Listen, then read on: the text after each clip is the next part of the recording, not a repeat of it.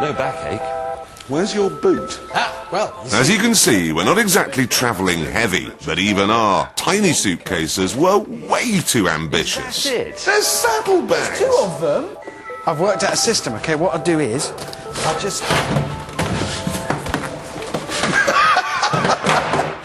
Now that's really elegant and sophisticated. I like it. What about yours then? Oh. There you are, you see? Look!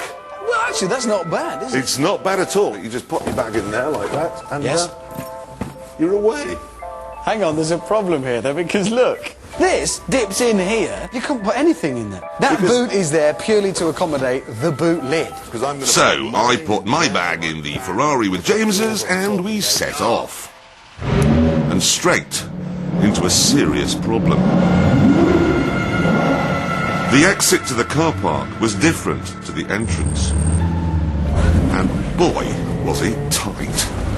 This is just impossible. Can't carry their own briefcases.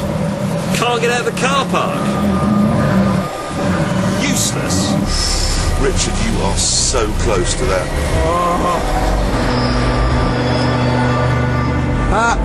Let me out, please. Merci. I was in trouble. My clutch was billowing smoke and the handbrake wouldn't work. Don't go too close, the handbrake doesn't hold it. But worse was to come.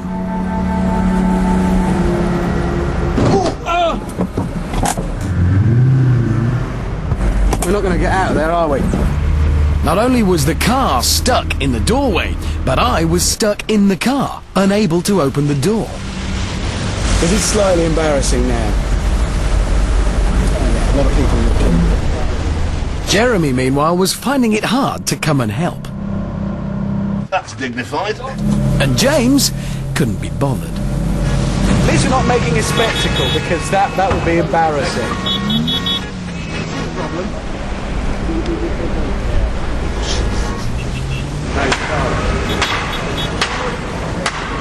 If you're thinking about buying a supercar, my suggestion is, yes, just don't go near a built-up area with it. Paris, supercars, glamour. Yeah.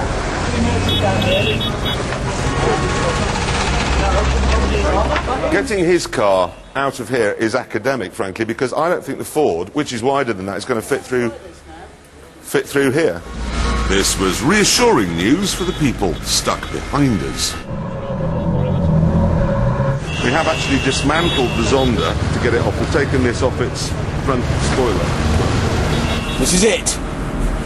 The most exciting piece of driving I have ever done. Everybody's watching, but don't let that put you off, okay? There's no crowd here at all. Right, here I go. I think we might be picking up some more bits of Zonda in a minute.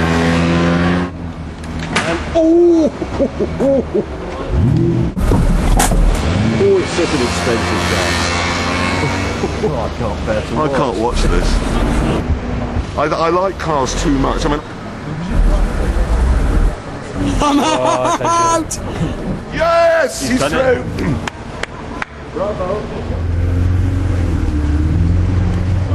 And then it was the turn of the white boy.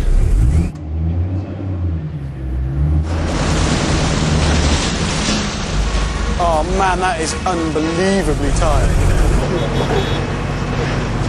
You alright on that side?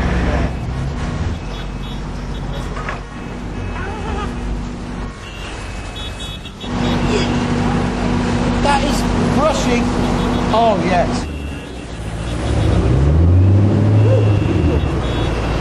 Sort of stop Paris.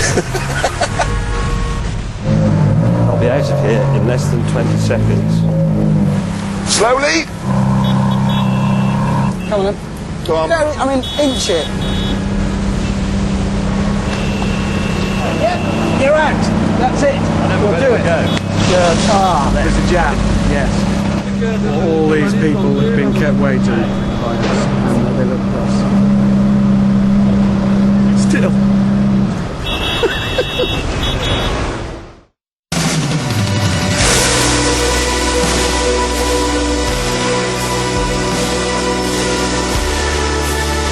Right, here we go.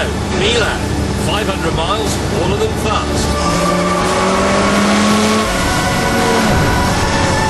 Back on the road, we got into the routine of finding fault with each other's cars. That's Zondery. It's like a lion in orange dungarees, kind of fierce, but ridiculous all at the same time. The problem with the Ferrari is it is that little bit more understated, and that's no good in a supercar. It's supposed to be loud and over the top. You got a fancy dress party, you're supposed to come as a carrot or a big mouse. Here comes Jeremy. Listen to the evocative sound of ironmongery. Interestingly, I think the Zonda is the sort of car for people who worry too much about their teeth. I have not had my teeth done. Jeremy's been on the go for 5 or 10 minutes now without refueling. Must have been very light on the throttle.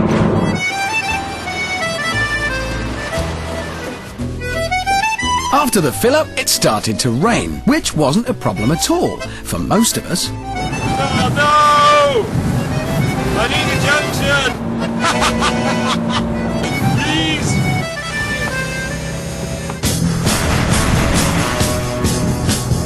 As the miles racked up, one thing became clear. The Ford was easily the most civilised. Round about now, Richard's buttocks are going to be ruined. And I'm so comfortable still. Right, by my calculations, about 150 miles to go, and I think it's time we made things a bit more interesting. What, you're suggesting we turn off the motorway? Not suggesting, sir, we are turning off the motorway. Oh, crikey, Jeremy, that sounds bad.